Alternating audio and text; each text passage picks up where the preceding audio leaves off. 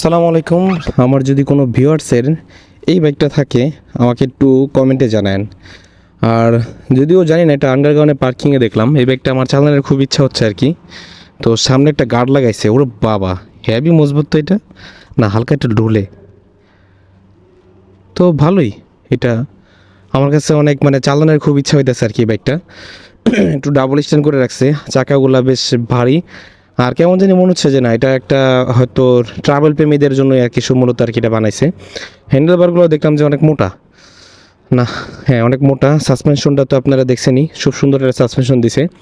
সাথে ডিসপ্লেটাও একদম পুরো অ্যান্ড্রয়েড ডিসপ্লের মতো বিশাল বড় দিছে। তো এটা আসলে না আমার চালানোর খুব ইচ্ছা করতেছে, যে আসলে এটা সবাই বলতেছে যে কমফোর্টে ভরা এই গাড়িটা লং ট্যুরের জন্য পারফেক্ট।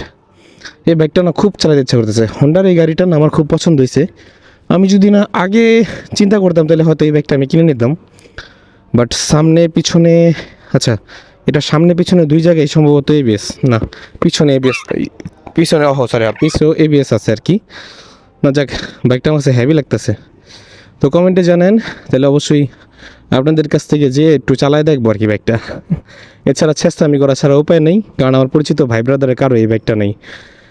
তো এই কার কাছে এই বাইকটা ভালো লাগে কমেন্টে জানাবেন। আল্লাহ হাফেজ।